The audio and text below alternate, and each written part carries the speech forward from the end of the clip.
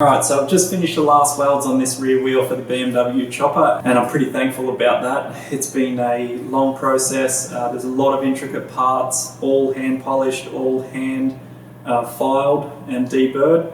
But I've just finished TIG welding it, so I'm pretty happy about that. Literally, I can just put a tube in it and a tyre and put it on the bike and see the finished result. So just want to run you through the setup. I'm using an SWS Alumtig 200 AC DC welder on DC, obviously, because this is stainless and mild steel. I'm using a foot pedal to control the arc. A foot pedal basically at 100% will dial in 100% of your set amps, which on this is 140 peak and 70 base, so it's on a pulse setting.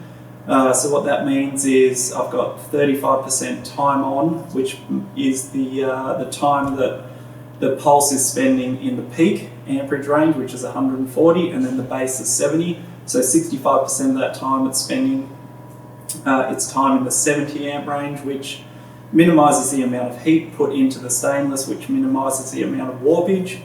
And it also helps, I guess, get a nice fluid pull without, again, adding too much heat. So I'm running a 17 torch with a number 12 cup, 2.4mm multi-mix tungsten sharpened to about 30 degrees, and I've just gone around this rim and finished it off. So I'm a happy man at the moment, and now I can put a tyre on, get it on the bike, and call it a day. So I've just fitted up the tyres onto the rims and the rims onto the bike, and I just thought I'd let you know that it looks absolutely incredible.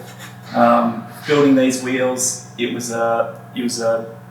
such a make or break moment for this bike.